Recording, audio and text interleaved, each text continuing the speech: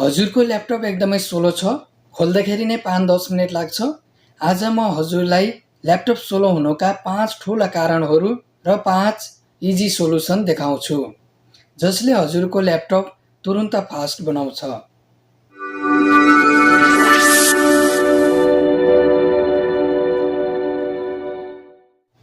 सम्पूर्णमा नमस्कार। हजुरहरूलाई यस अल टेक्निकल भ्यू च्यानलमा स्वागत छ।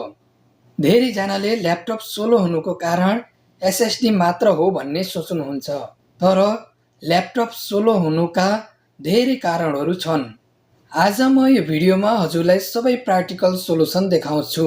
यो भिडियो पुरा हेर्नुभयो भने हजुरलाई आफ्नो ल्यापटप बनाउनुको लागि कुनै टेक्निसियनको आवश्यकता पर्ने छैन। भिडियो सुरु गर्नुभन्दा पहिले हजुर यदि यस च्यानलमा नयाँ हुनुहुन्छ र यस्तै टेक्निकल सम्बन्धी भिडियोहरू सजिलै हेर्न चाहनुहुन्छ भने च्यानललाई सब्स्क्राइब गरी साइडमा रहेको बेल आइकनलाई पनि दबाउन नभुल्नुहोस्।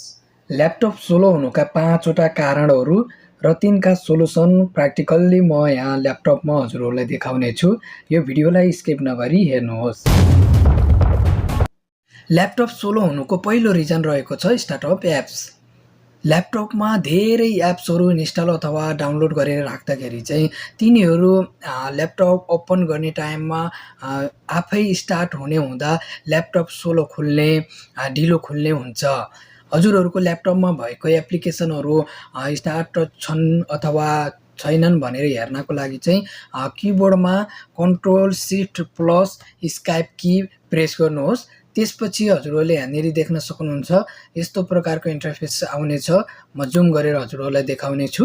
यहाँनिर हजुरहरूले देख्न सक्नुहुन्छ टास्क म्यानेजर भनेर आएको छ, अनि यहाँभित्र चाहिँ जति पनि एप्सहरू रनिङ छन्, स्टार्टमा छन् भने तिनीहरू यहाँ देखाउने छ, स्टार्ट भइरहेको चलिरहेको एप्सहरू।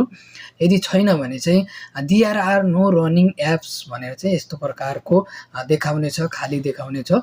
मेरोमा चाहिँ कुनै पनि प्रकारका एप्सहरू चाहिँ रनिङ छैनन्।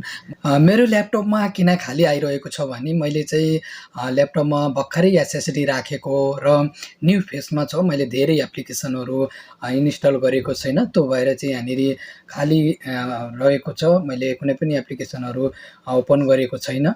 यदि हजुरहरूले धेरै एप्लिकेसनहरू एप्सहरू डाउनलोड गर्नुभएको छ, इन्स्टल गर्नुभएको छ र चलिरहेको छ भने यहाँनिर देखाउने छ। अब यसको सोलुसनमा रहेको छ अननेसेसरी एप्सहरू छन् जुन आवश्यकता छैन, त्यसलाई चाहिँ यहाँनिर हजुरहरूले डिसेबल गरिदिनुहोस्, अनि त्यसपछि चाहिँ हजुरहरूको ल्यापटप चाहिँ फास्ट चल्न सक्छ। ल्यापटप स्लो हुन सक्ने अर्को सेकेन्ड रिजन रहेको छ फुल सी ड्राइभ। सी ड्राइभ चाहिँ हजुरहरूले हेर्नको लागि आफ्नो ल्यापटपमा रहेको दिस पीसीलाई ओपन गर्नुहोस्। यहाँनिर लोकल डिस सी भनेर देखाएको छ। यो सी ड्राइभमा हजुरहरूको ल्यापटपमा कति जिबी को चाहिँ एसएसडी अथवा एचडिडी छ यहाँ देखाउने छ, अनि त्यसपछि कति जिबी फ्री छ भनेर चाहिँ हजुरहरूको यहाँनिर देखाउने छ। यदि हजुरहरूको ल्यापटपमा सी ड्राइभ फुल छ भने ल्यापटप स्लो चल्ने हुन्छ। कम्तीमा नि हजुरहरूले आफ्नो ल्यापटपमा रहेको सी ड्राइभमा 20 to 25% स्पेस खाली राख्नुहोस्।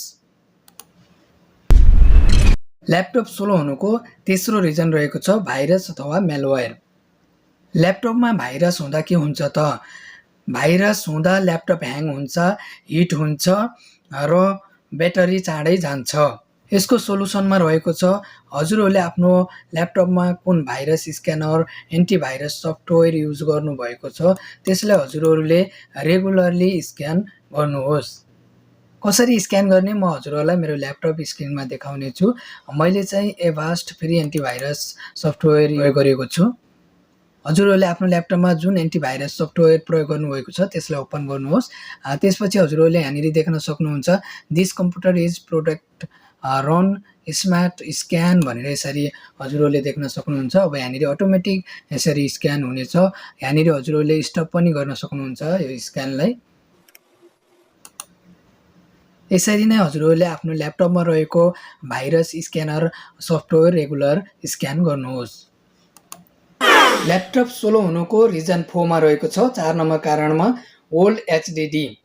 यदि हजुरको ल्यापटपमा एचडिडी छ पुरानो भने चाहिँ हजुरको ल्यापटप स्लो हुनसक्छ। ल्यापटप स्लो हुनुमा यो मुख्य कारणमा पनि रहेको छ। एचडिडी पुरानो टेक्नोलोजी हो, यसले चाहिँ डाटा पढ्न ढिलो हुन्छ, जसले गर्दा चाहिँ ल्यापटप स्लो हुन्छ। हजुरको ल्यापटपमा कस्तो प्रकारको एचडिडी छ र कस्तो प्रकारको एसएसडी लाग्छ भनेर हजुरहरूले चेक गर्नको लागि च्याटजिपिटीलाई सहयोग लिन सक्नुहुन्छ। च्याटजिपिटीमा गएर हजुरहरूले आफ्नो ल्यापटपको मोडल नम्बर राखिदिनु भयो भने हजुरको ल्यापटपमा कुन प्रकारको एचडिडी छ र कुन प्रकारको एसएसडी लाग्छ भनेर च्याटजिपिटीले बताइदिनेछ। हजुरहरूले त्यही अनुसारले गर्न सक्नुहुन्छ। मेरो ल्यापटपमा चाहिँ यस्तो प्रकारको SATA एचडिडी रहेको छ हार्ड डिस्क। यो चाहिँ घुम्ने डिस्क हो। मैले यसलाई चाहिँ रिमुभ गरेर यस्तो प्रकारको SATA एसएसडी लगाइसकेको छु। यो चाहिँ स्यामसङ कम्पनीको SATA एसएसडी रहेको छ।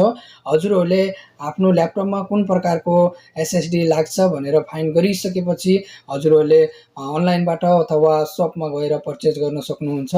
यो पनि एकदमै राम्रो स्यामसङ कम्पनीको रहेको छ।